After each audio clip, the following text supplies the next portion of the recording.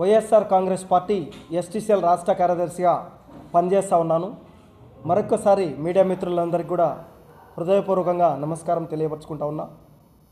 ఈరోజు YSR Congress party STCL రాష్ట్ర కార్యదర్శిగా విజయవాడ ప్రెస్ క్లబ్లో ప్రెస్ మీట్ పెట్టడం జరిగింది. మేము ఈరోజు ఆంధ్రప్రదేశ్ రాష్ట్ర వ్యాప్తంగా వైఎస్ఆర్ కాంగ్రెస్ పార్టీ బలోపేతమే లక్ష్యంగా పనిచేస్తూ ఉన్నాను.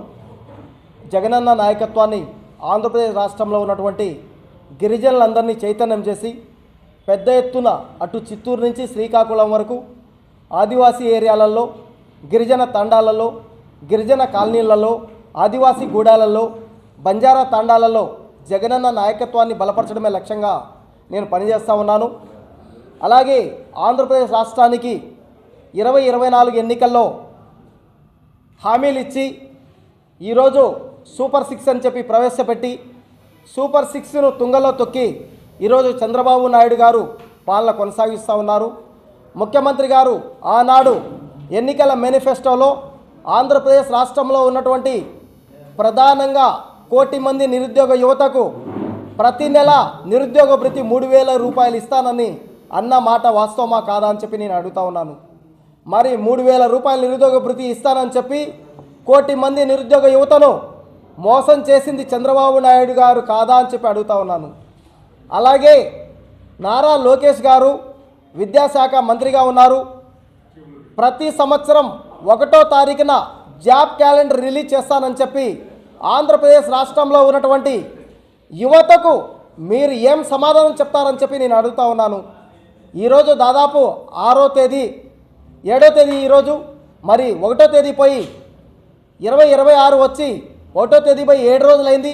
మరి జాబ్ క్యాలెండర్ ఇప్పటి వరకు నారా లోకేష్ గారు రిలీజ్ చేయలేదు.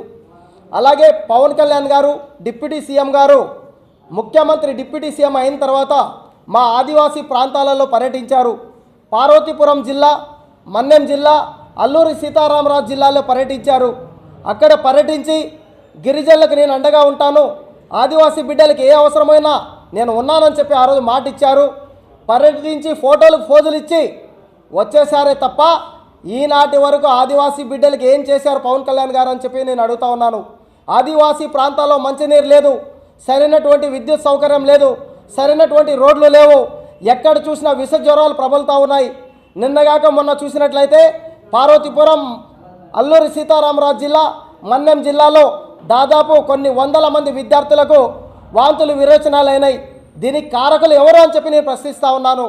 అంతేకాదు మన మహిళలకి ఆనాడు 2024 ఎన్నికల హామీలో ఆంధ్రప్రదేశ్ రాష్ట్రంలో ఉన్నటువంటి ప్రతి ఆడబిడ్డకి 1,500 రూపాయలు ఇస్తానని చెప్పినటువంటి మాట వాస్తవమా కాదా? మరి ఆ హామీ ఏమైందని చెప్పి నేను ప్రశ్నిస్తూ ఉన్నాను చంద్రబాబు గారిని.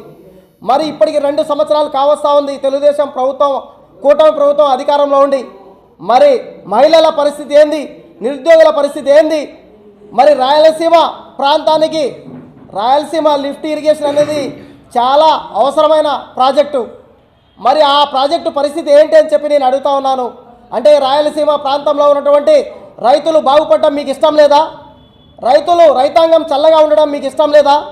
ఈనాడు రాయలసీమ ప్రాంతం ఈరోజు కరువు ప్రాంతంగా విరాజిల్లుతూ ఉంది. ఎంతోమంది రైతులు ఆత్మహత్యలు చేసుకుంటూ ఉన్నారు. మరి వాళ్ళకి భరోసా కల్పించాల్సినటువంటి బాధ్యత చంద్రబాబు గారి ప్రభుత్వం పైన ఉందా లేదని చెప్పి నేను అడుగుతా ఉన్నాను. మరి ఉపాధి హామీ పథకం, ఈరోజు ఉపాధి హామీ పథకం కూడా సక్రమంగా పల్లెటూరులో, మారుమూల ప్రాంతాల్లో, గ్రామీణ పట్టణాల్లో సక్రమంగా కొనసాగడం లేదు. దీనిపైన కఠిన చర్యలు తీసుకోవాల్సినటువంటి అవసరం చంద్రబాబు గారి ప్రభుత్వానికి ఉంది. నిజంగా 3 సిలిండర్లు ఇస్తామని చెప్పారు, అక్క చెల్లెమ్మల జీవితాల్లో వెలుగులు నింపుతా అని చెప్పారు. ఆంధ్రప్రదేశ్ రాష్ట్ర ప్రభుత్వం వచ్చి అధికారంలోకి వచ్చి 2 సంవత్సరాలు దాదాపు కావస్తూ ఉంది. మరి 3 సిలిండర్లు అక్క చెల్లెమ్మలకు ప్రతి కుటుంబానికి ఇస్తానన్నారు. ఎన్ని సిలిండర్లు వచ్చాయని చెప్పి మీరు శ్వేతపత్రం రిలీజ్ చేయాలని చెప్పి నేను డిమాండ్ చేస్తూ ఉన్నాను. అంతేకాదు ఈరోజు ఎక్కడ చూసినా అక్రమ కేసులు బనాయిస్తూ ఉన్నారు.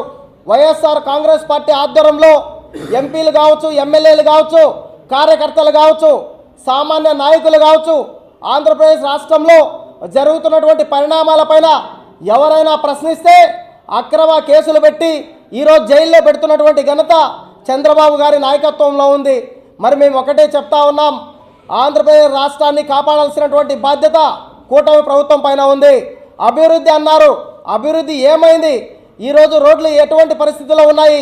మరి ఈరోజు మారుమూల ప్రాంతాల్లో, పట్టణ ప్రాంతాల్లో ఆంధ్రప్రదేశ్ రాష్ట్ర వ్యాప్తంగా నిజంగా చెప్పాలంటే రైతులు చాలా ఇబ్బంది పడుతూ ఉన్నారు, యువత చాలా ఇబ్బంది పడుతూ ఉన్నారు, మహిళలు ఇబ్బంది పడుతూ ఉన్నారు. ఈరోజు తల్లికి వందనం ఎప్పుడు ఇచ్చారు? మొట్టమొదటిసారి సంతకం పెట్టిన వెంటనే తల్లికి వందనం ఇస్తాం, ప్రతి బిడ్డకి ఇస్తామని చెప్పారు. మరి తల్లికి వందనం 1 సంవత్సరం తర్వాత ఇచ్చారు. ఈ విధంగా అబద్ధపు హామీలు ఇచ్చి ఆయన ఎప్పుడు ఏం మాట్లాడతాడో చంద్రబాబు గారికి అర్థం కావడం లేదు. పవన్ అన్న ఒక మాట పైన ఏనాడు నిలబడినటువంటి ఘనత పవన్ అన్నకు లేదు.